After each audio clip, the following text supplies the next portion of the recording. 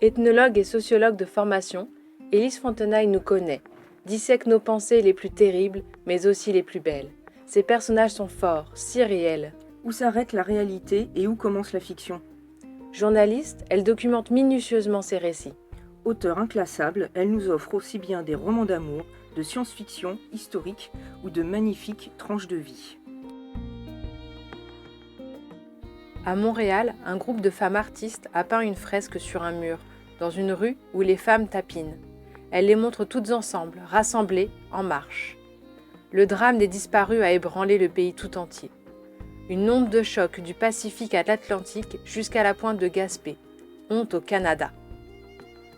Quand on parle de l'affaire ici, la gêne est palpable. D'habitude, les faits divers les plus sordides excitent les bavardages. Celui-là, on évite d'en parler.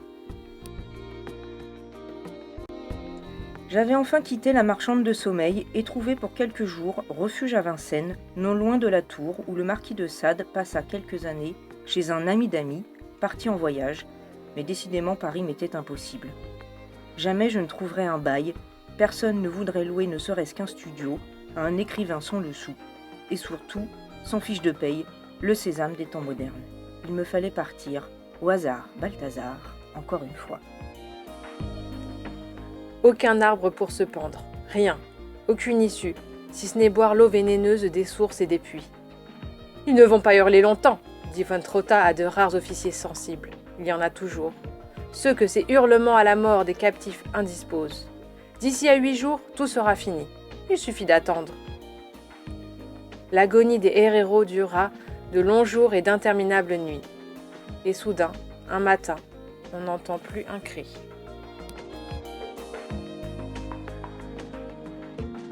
9 mois.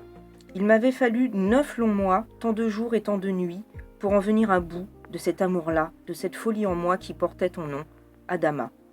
Je t'avais vaincu enfin. Je me sentais vidée, exsangue, libre, délivrée comme une femme qui vient d'accoucher. Qu'avais-je donc mis au monde cette nuit-là ? Moi-même, sans doute, je ne sais pas. Je me sentais étrangement légère, en apesanteur. J'en oubliais même la souffrance au mi-temps de moi. La sensation d'être une cosmonaute, de marcher dans un monde nouveau où tu ne serais plus, Adama. Comment allais-je faire pour vivre sans toi, en moi, depuis tant de mois ?